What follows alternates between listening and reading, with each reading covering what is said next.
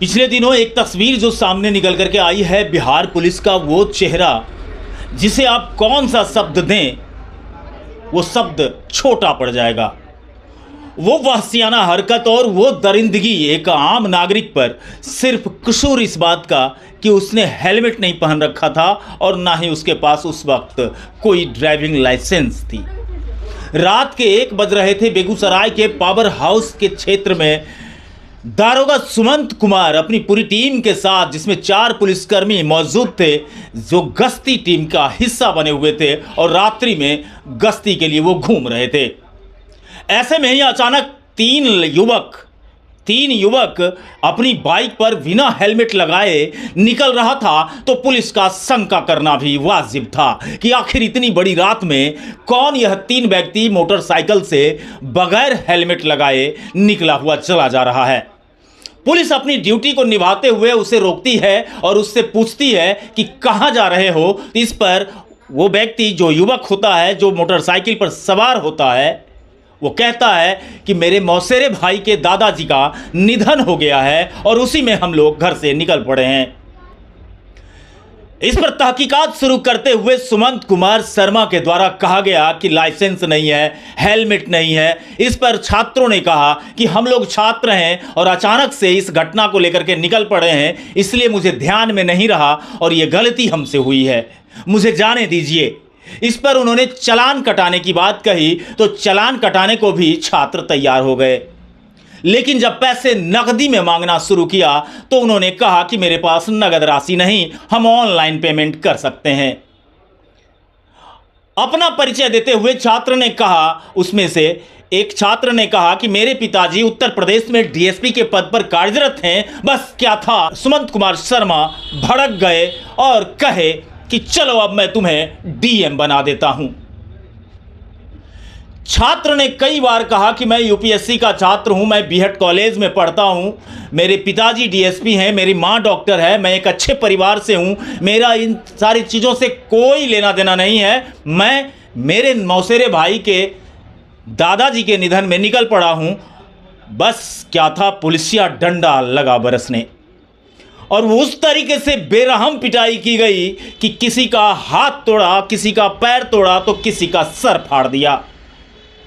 भला बताइए कि क्यों नहीं इन पुलिसकर्मियों से पूछा जाए कि आप पुलिस हो या कोई तालिबान से प्रशिक्षित? क्यों नहीं इनसे यह पूछा जाए कि पुलिस पब्लिक की सेवा के लिए होती है, हिफाजत के लिए होती है या हाथ पैर और सिर फोड़ने के लिए होती है? आखिर बिहार पुलिस को इस तरीके से हो रहे जो घटनाएं हैं, पुलिस के द्वारा जो घटनाएं की जा रही हैं, उस पर कौन लेगा संज्ञान?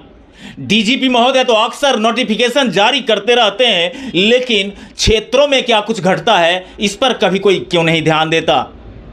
मैं पूछना चाहता हूं आज सिस्टम से कि क्या इस तरीके से सुशासन की परिभाषा लिखी जाती है कि किसी छात्र को आप इतना पीटो कि वह बेहोश 2 दिन तक अस्पताल में पड़ा रहे?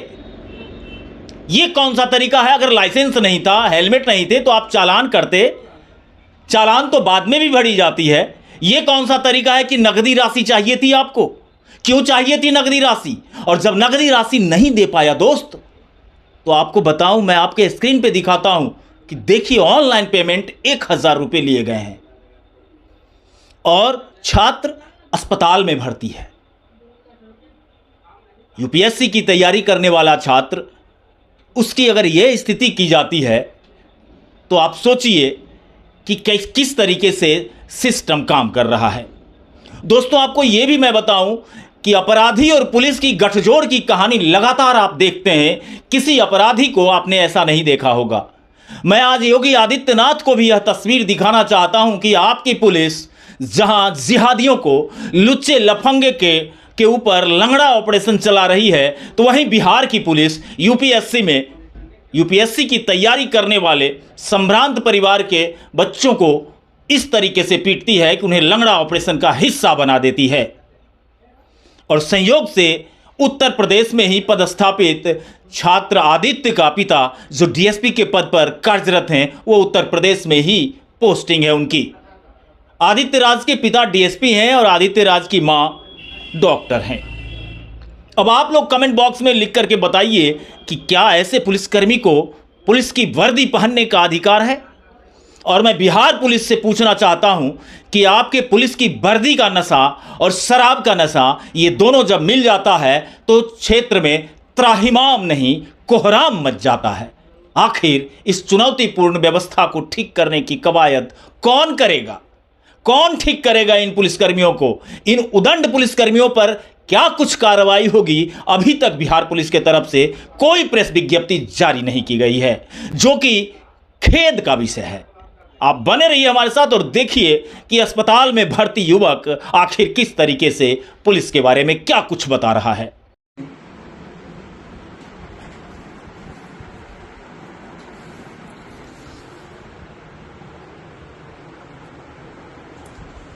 ये सब पुलिस वाला करते है।